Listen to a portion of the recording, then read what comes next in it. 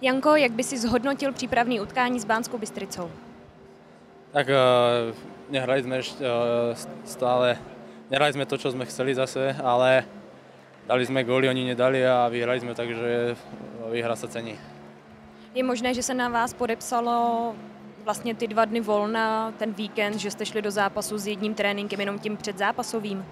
To neviem, nikdy to neviem. Možno, že by sme hrali ešte horšie, možno, že lepšie, ja neviem. Ťažko sa to hodnotí. Pro tebe ten zápas byl speciální.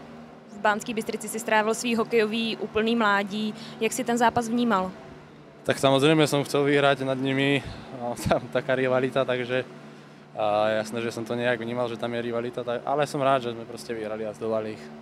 Probíhaly před zápasem nějaký SMSky, nějaký hecování? Jsou vlastně v týmu ještě kluci, se kterými ty si hrál? Sú. Ja som s nimi sedel napríklad včera na káve, tak sme sa tak hecovali, ale nič extra.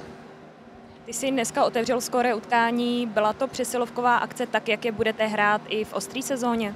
To neviem, to sa musíš pýtať trénera.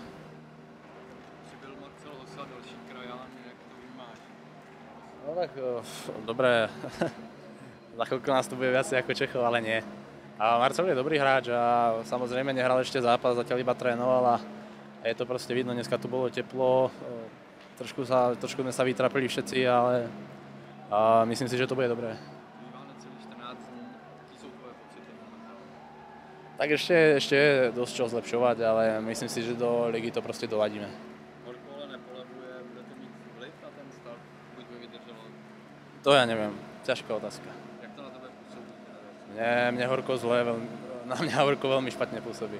Bude se od tebe čekat góly, je člověk na to psychicky připravený, že prostě budeš mít roli? Tak samozrejme nejaký tlak tam je a ja proste sa budem musieť s tým poprať, ak nie, tak ako sa u nás hovorí, poberaj sa starec.